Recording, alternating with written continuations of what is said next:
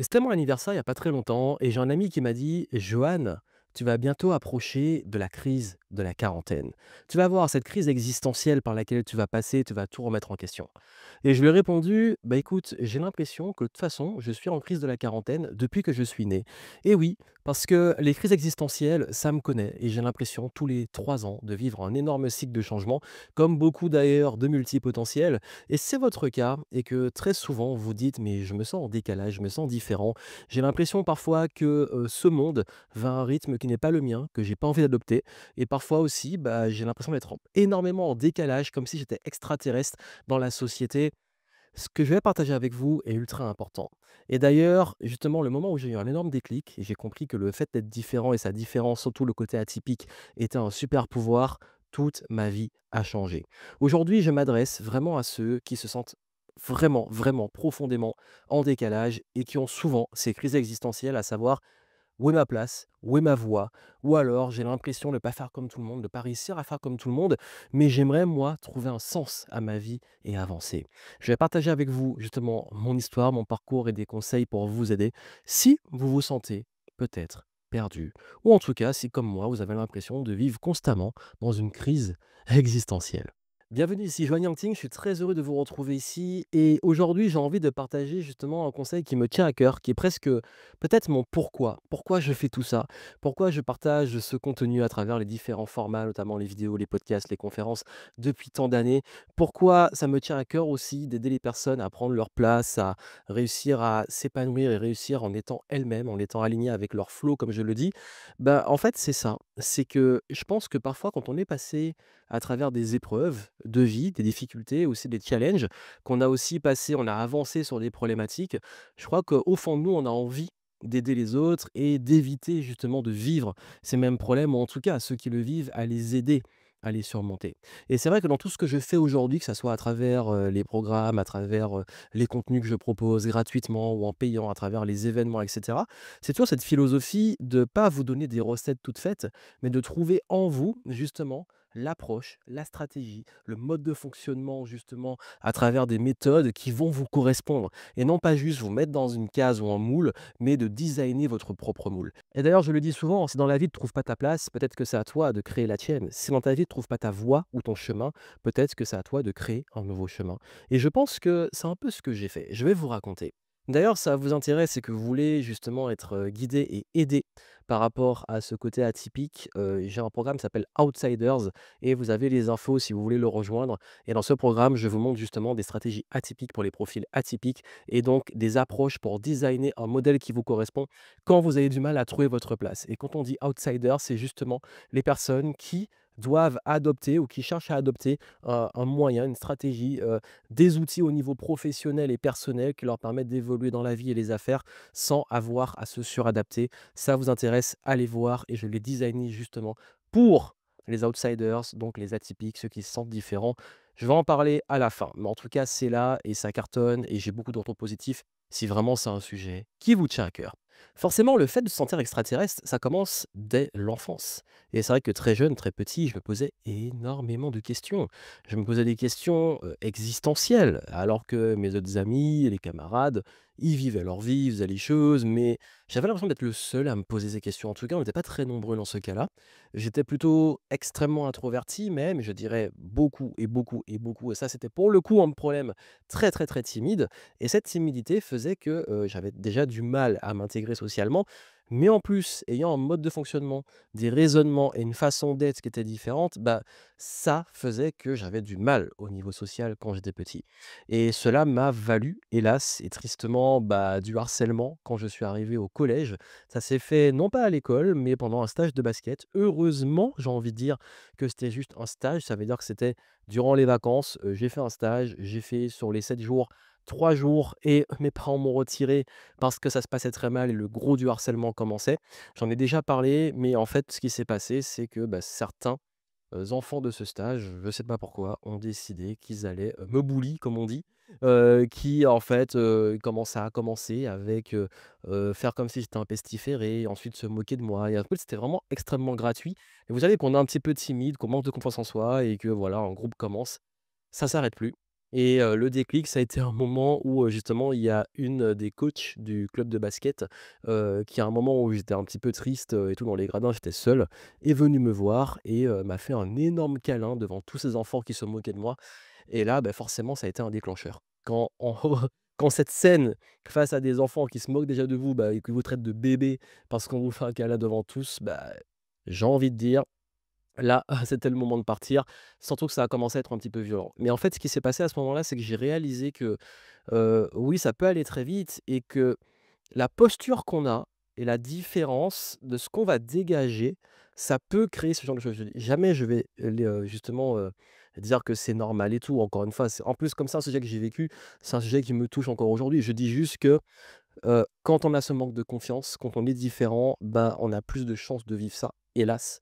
Et on est dans un monde, même à l'âge adulte, qui n'aime pas la différence. On est dans une société qui n'aime pas ceux qui sortent un petit peu des rangs, ceux qui peuvent justement déranger. Et d'ailleurs, on va souvent vous dire: «Ne fais pas trop de vagues, suis les règles, va dans cette direction». Et d'ailleurs, ça s'est vu aussi sur la suite. Ça veut dire que moi, je vous fais là très, très rapidement, quand j'ai décidé justement, de faire des études et de partir parce que moi je suis de Martinique, bah, j'ai décidé de faire l'étude d'abord d'ingénieur. Et là encore une fois, dans l'école d'ingé en prépa intégrée dans laquelle j'étais, je n'ai pas trouvé ma place.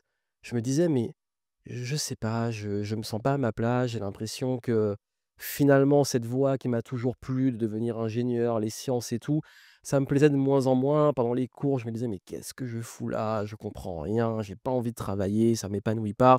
Donc j'ai raté ma première année. Ensuite, je suis allé en DUT informatique pour bifurquer et me dire: «Peut-être qu'avec le DUT, j'ai une chance de trouver un intérêt et revenir dans le cycle ingénieur». Mais en fait, je me suis rendu compte que finalement, c'était vraiment plus pour moi. Je suis allé au bout, j'ai pris le diplôme parce que quand vous êtes antillais, que vous partez faire vos études en hexagone et que ça fait justement des montants et ça fait 3 ans, vous vous dites: «Non, là, je prends quand même le diplôme». Et j'ai fait un pont pour aller en école de commerce. Et là, ça a été un énorme déclic. Ça a été un gros déclic parce que durant l'école de commerce, il y a eu 2 phases. Parce qu'on me demande souvent: «Qu'est-ce qui m'a fait devenir entrepreneur?» Bah, en fait, lors d'un stage, j'ai failli me faire virer du stage parce que j'ai eu 30 secondes de retard parce que j'avais un problème avec mon casier dans une grande enseigne en vente. Et en fait, ce qui s'est passé, c'est que, le manager, je sais pas pourquoi, il avait décidé qu'il allait me faire vivre la misère. Et le truc, c'est que en fait, j'ai découvert le management toxique et j'ai découvert aussi qu'être salarié, c'était vraiment pas mon truc, même si j'étais juste stagiaire.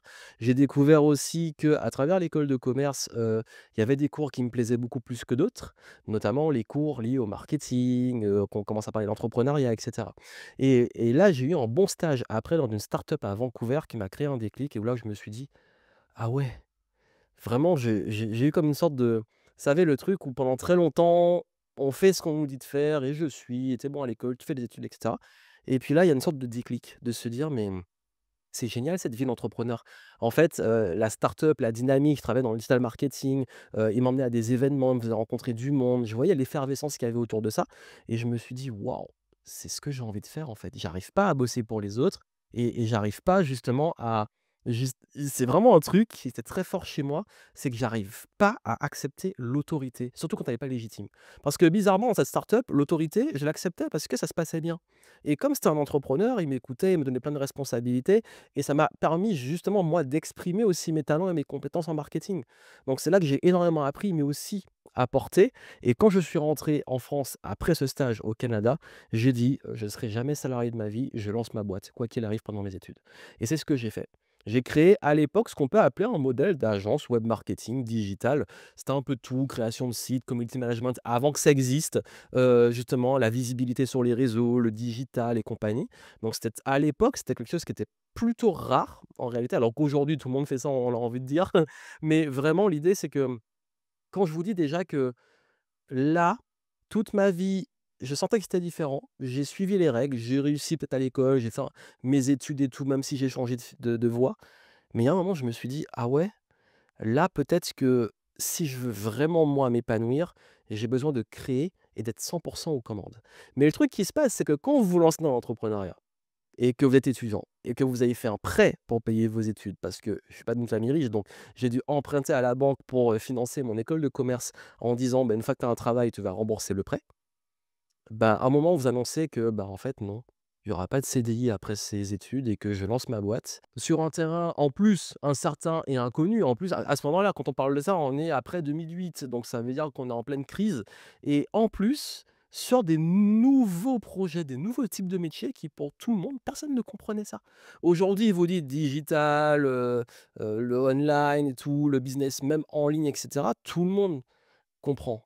Mais à l'époque, c'était un truc qui était lunaire. C'est qu'on dit: «Mais comment tu vas vivre d'un blog? Comment tu vas vivre, de prestations comme ça?» En plus, je m'entendais très mal. «Comment tu vas vivre en créant éventuellement des sites?» Mais bon, aujourd'hui, il y a trop de concurrence qui arrivait.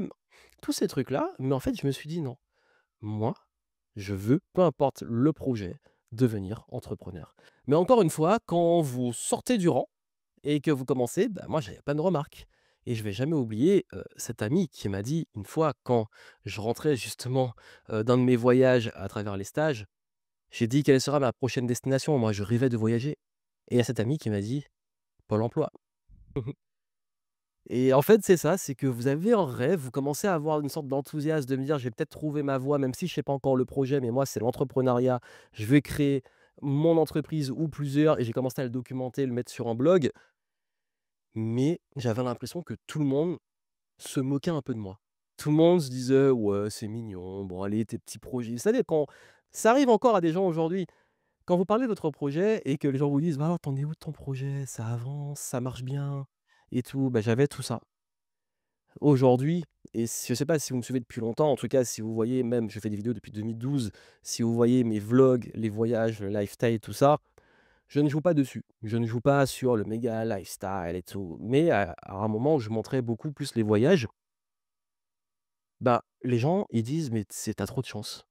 Ils en rêvent d'avoir cette vie. Ils se disent: «Mais moi, j'aimerais trop et tout». Mais ce sont les mêmes qui, à l'époque où je prenais un chemin complètement différent, trouvaient ça soit complètement bête et dangereux, parce que j'avais cette dette que j'allais rembourser, soit se moquer un peu parce que c'était de l'ordre du loisir. Même au début, quand je suis lancé sur YouTube: «Ah, c'est mignon, tu fais des vidéos, c'est sympa». Bon, sinon, c'est quoi? C'est quand tu trouves un vrai métier. Quand j'ai commencé à faire des programmes: «Ouais, mais est-ce que tu es légitime et tout pour former les gens et tout?» En plus, c'est sur les thématiques que je maîtrisais à mort. Ben voilà, il y a toujours ça et d'ailleurs aujourd'hui encore, il y a ça et puis maintenant, ça a fait un peu l'effet inverse. C'est tellement devenu à la mode que, aujourd'hui, bah, c'est un peu moqué, il y a beaucoup de dérives, bref, c'est un autre sujet. Mais ce qui fait que là, je vous parle quand même d'un moment où et ça va peut-être vous parler, vous êtes appelé à quelque chose, vous avez l'impression que l'environnement ne comprend pas ou que, heu, tout ce qui se passe autour de vous se moque presque ou, rigole ou il y a ce côté vraiment je suis déjà en décalé. Et je vous dis pas quand j'ai fini les études et quand on commence justement à avoir cette vie qui est complètement décalée. Moi je partais, j'étais un peu en mode digital nomade, donc quand je partais en voyage, mes amis ils travaillaient et tout et je commençais à avoir cette vie qui était complètement décalée. Il y a aussi une forme de mode de pensée différent. Il y a aussi quelque chose qui s'installe où on se dit: «Mais en fait, j'ai l'impression d'être dans un modèle, un état d'esprit, un fonctionnement qui est pas aligné avec tout ce que je vois autour de moi». Et je ne me suis pas mis en disant: «Je suis meilleur que les autres» ou c'est «Ils ont rien compris et moi j'ai tout compris». On a tous ces phases-là. D'ailleurs, quand beaucoup découvrent le dev perso ou le business, ils se disent, «Moi j'ai tout compris et les gens n'ont rien compris, ils devraient devenir entrepreneur». Moi j'ai On peut avoir ça au début, mais moi ça va pas durer très longtemps parce que j'ai compris que de toute façon tout le monde pas fait pour ça et que c'était mes choix et c'est peu importe, c'est ma vie, c'est pas les autres. Et donc ça, c'est quelque chose qui est très difficile et c'est dur à vivre parce que vous devez croire à fond en votre projet parce que je vous dis, personne ne croit en vous. Quand vous êtes déjà différent et qu'en plus vous prenez une voie différente, personne ne va peut-être vous comprendre ou très peu. Personne ne va, forcément vous encourager ou vous donner des opportunités comme ça et il y a de grandes chances que vous vous retrouviez aussi à non seulement avoir un entourage qui n'y croit peut-être pas ou qui doute, mais vous-même avoir ce doute qui rentre en vous. Et là, vous allez vous dire: «Mais comment tu as fait justement pour gérer ça?» Et c'est là que la différence, elle se fait et c'est là le gros message auquel je voulais justement arriver. C'est qu'aujourd'hui, il y a beaucoup de personnes qui sentent qui sont différents ou qui sont appelés à des choses différentes du rail qu'on nous donne aujourd'hui. Et encore une fois, je ne dis pas est-ce que c'est bien ou c'est mauvais, c'est juste que ça ne vous correspond pas, la voie toute tracée qu'on vous donne dans la société ou qu'on vous vend. Et à ce moment-là, vous dites: «OK, mais moi, je suis appelé à autre chose, mais il y a une forme de raison. Mais l'argent, mais le temps et mon environnement et qu'est-ce qu'on va dire et si je me plante et cetera. Moi, à ce moment-là, j'ai peut-être eu «la chance» entre guillemets, en termes de timing. Ça veut dire que dans le timing où je suis dans cette période-là, on a quand même l'émergence de nouveaux métiers, de nouveaux médias, de nouvelles voies qu'on a créées à ce moment-là. Mais le revers de la médaille, c'est que quand vous prenez un nouveau chemin, vous ne savez pas ce qui vous attend. Et je vous l'ai dit au tout début, si vous ne trouvez pas votre chemin, c'est à vous de créer un nouveau. Donc ça veut dire que moi, je suis parti avec, ma machette, sur un terrain inconnu, à couper des herbes, à faire un chemin en sachant pas ce que j'allais découvrir. Mais aussi c'est génial. C'est génial parce que en fait, c'est là qu'on découvre vraiment si on a confiance en soi. Le truc qui fait vraiment la différence dans ça, je vous dis quand, vous n'avez peut-être pas l'appui de l'environnement, c'est la confiance en vous. La confiance en vous, c'est ce qui va vous permettre justement de croire, d'y croire. Parce que c'est réellement un enjeu de croyance. Quand on a confiance en soi, on croit en ses capacités. Et ça veut pas dire qu'on y croit forcément sur le projet, sur les opportunités et tout. C'est qu'on croit assez en soi pour se dire que peu importe ce qui va se passer, je vais créer mes propres opportunités, mon chemin et réussir sur cette voie, peu importe la forme que ça aura. L'entrepreneuriat, souvent, on prend une direction, mais ce qu'on va développer, ça va se manifester de façon différente. Mais c'est vraiment ça l'idée, c'est que, ok, j'ai pris cette voie, je prends un chemin et je design sur mesure. Et aujourd'hui, si vous vous sentez justement différent, l'objectif, c'est pas de vouloir copier les autres ou de vous dire est-ce que c'est possible ou pas, c'est de le créer. Parce qu'en fait, il y a que comme ça que vous saurez si c'est possible. Mais le but, c'est même pas de savoir si c'est possible, c'est de le rendre possible. Et c'est là la subtilité. C'est que quand on me dit: «Mais comment tu casses tes croyances limitantes? Comment tu y crois? Comment tu crées tes règles?» Bah, en fait, j'ai envie de dire: «Vas-y, je vais faire en sorte que ça fonctionne, je vais créer mon modèle». Ça fonctionne pas, j'ajuste. Et oui, mon parcours, il y a eu des échecs, il y a eu des réussites, il y a des choses qui ont pas marché, d'autres qui ont marché et puis on évolue aussi. Je vous dis, tous les 3 ans, il y a une crise existentielle. Donc ce qui se passe, c'est que quand on est justement dans ces remises en question constantes, je sais pertinemment que je ne m'attache à rien. Parce que ça se trouve, un projet que je vais lancer ou les choses que je vais faire, je sais qu'au bout d'un moment, peut-être que ça va me lasser et que j'aurai envie de passer à autre chose.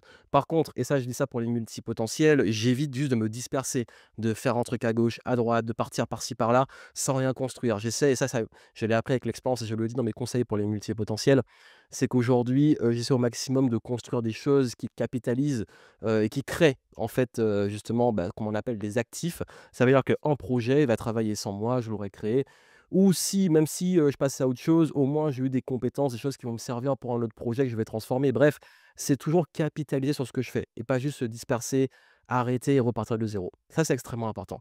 Mais vraiment le gros conseil que je vous donne, c'est de créer vos règles. C'est que quand on se sent différent et tout, ça veut dire qu'on a un mode de fonctionnement différent, un mode de pensée différent. Ce qui veut dire qu'on ne peut pas utiliser des modèles et des choses que d'autres utilisent qui leur correspondent, parce que nous, ça ne nous correspond pas. Et je le dis souvent dans mes discours, que ce soit sur la productivité, l'entrepreneuriat, la stratégie business, etc. Si un modèle ne vous correspond pas, ne vous forcez pas à rentrer dedans. Trouvez soit un modèle qui peut vous correspondre, soit créez le vôtre. Et moi, c'est ce que j'ai fait. Mon marketing, ma façon de vendre, elle me correspond.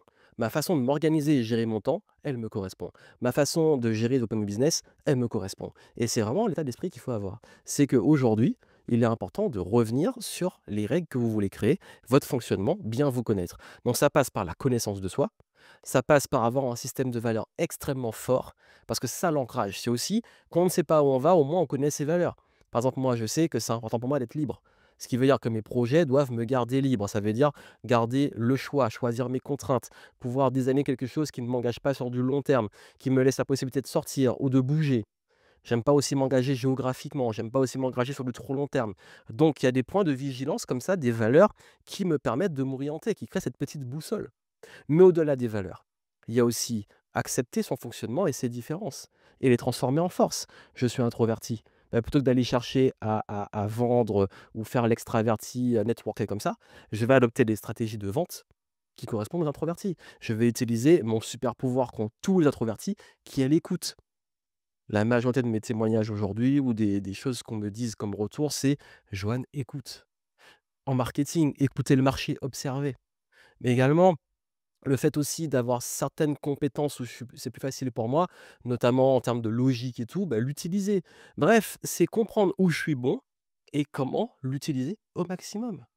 Et oui, rester intègre avec ses valeurs, avec son système de valeurs, oui, prendre des voies différentes, oui, la connaissance de soi et tout, ça va vous challenger, ça fait peur aussi. Écoute, on a peur, on le fait quand même, on avance en ayant peur. Le vrai courage, c'est ça. C'est que ça fait peur, mais on le fait quand même. Je le fais en ayant peur et c'est OK. Et ça a été tout le temps ça. Ça a été vraiment avoir cette confiance, stopper cette confiance et ne jamais remettre en question votre valeur. Parce que vous allez avoir plein de choses ou plein de rencontres de personnes qui vont faire douter de votre valeur. Un échec ne remet pas en question votre valeur. Vraiment, ce qu'on va dire, comment on va vous juger, ça ne remet pas en question votre valeur. Et encore une fois, on en revient sur la connaissance de soi et savoir où est votre valeur vous-même. Et ça, c'est votre responsabilité. Vous ne pouvez pas attendre des autres qu'ils définissent votre valeur, votre confiance, etc. C'est à vous de le créer, c'est à vous de le designer. Vous ne pouvez pas attendre des autres qui vous donnent un modèle tout fait parce que vous allez devoir le créer. Et c'est aussi quelque chose qu'il faut accepter, qu'on est différent. Il faut accepter aussi que, oui, l'entourage va jouer, mais dans ce cas-là, entourez-vous des bonnes personnes. Ça veut dire que oui, même si vous sentez différent, je vous rassure, il y a des gens qui pensent comme vous, il y a des gens qui vous ressemblent. Allez vers ces personnes. Ah, et je ne dis pas de s'enfermer dans un cercle, mais je dis juste, parfois c'est bien d'être compris. C'est bien aussi d'avoir des personnes qui ont un certain état d'esprit, d'avoir des personnes aussi qui ont un mode de fonctionnement qui nous correspond plus. On attire les gens qui nous ressemblent. Moi, je sais aujourd'hui que dans ma communauté, et ma clientèle et tout, c'est beaucoup des gens qui ont ce mode de fonctionnement, même si on a peut-être des centres d'intérêt différents, même si on a des métiers différents, il y a des valeurs qui nous rassemblent, il y a des modes de pensée qui nous rassemblent, il y a des modes de fonctionnement aussi, même dans l'organisation et cetera, qui vont plus correspondre et c'est comme ça qu'on avance. Donc cet entourage, il peut vous aider. Moi, j'ai rencontré des super personnes qui m'ont aidé à me sentir aussi beaucoup moins seul et voir aussi qu'il y a d'autres façons de faire, d'autres façons de penser et que j'étais pas le seul dans son délire, complètement marginal. Parce que le but, c'est pas de s'enfermer, de se marginaliser et de se mettre contre le monde. C'est au contraire de retrouver justement, sa place, de la créer et d'être plutôt ouvert pour se dire: «OK, ben, maintenant que je design les choses, je vais m'entourer des bonnes personnes et je vais avancer ainsi». Et vraiment, je vous dis, si vous arrivez à avoir ce mode de pensée, c'est là que ça va vous aider beaucoup parce que je crois que parfois on peut se perdre, on peut se dire: «Mais je suis tout le temps en crise existentielle, j'ai toujours du mal à trouver ma voie, j'ai toujours du mal à trouver ma place». Mais vous êtes en évolution, vous êtes en mouvement. Donc acceptez d'apprendre à vous connaître, acceptez de créer des règles qui vous correspondent. Ça va passer par un champ de tests, d'expérimentation et tout, mais c'est OK. Apprenez, testez et puis après vous améliorez, vous trouvez votre modèle, vous avancez et vous allez changer et vous allez voir peut-être tous les 3 ans ou moins ou plus, faire des pivots. Mais c'est OK quand on est conscient, on apprend à mieux le gérer. Donc c'est vraiment l'état d'esprit que vous devez avoir et je voulais vous le transmettre pour que vous compreniez que non seulement vous n'êtes pas seul, mais aussi qu'aujourd'hui, c'est il est ultra important parce que votre vie, vous n'en avez qu'une, de pouvoir vraiment créer votre vie et designer cette vie avec votre différence, donc votre fonctionnement, votre état d'esprit, j'ai envie de le dire, vos valeurs et justement l'expression de vos atouts, de vos forces. Et c'est là que vous allez vous épanouir. Et comme je l'ai dit, si c'est un sujet qui vous parle et que vous voulez être guidé, accompagné dessus, vraiment, Outsiders va beaucoup, beaucoup vous aider à pouvoir approfondir cette connaissance de soi, créer votre boussole et développer tous ces points en détail si vous avez besoin justement d'aller beaucoup plus loin sur le sujet. Voilà pour ce que je voulais vous transmettre. C'était vraiment un format beaucoup plus spontané où je voulais partager ça. Non seulement par rapport à une partie de mon parcours, mais aussi cette vision et vous aider aussi à moins vous sentir seul et vous aider aussi à vraiment revenir sur l'essentiel, votre essentiel, que ça soit au niveau de vos valeurs, de votre différence, de vos atouts, mais aussi de votre personnalité et c'est comme ça qu'on avance. Donc voilà, si vous voulez plus de ressources, allez en descriptif, vous avez pas mal de choses pour aller plus loin. Outsiders vous aide et vous guide à justement, développer et designer un mode de vie et de carrière qui vous correspond, avec des stratégies alternatives à développer et puis moi, je vous retrouve pour des futurs épisodes. D'ici là, prenez soin de vous. À très bientôt.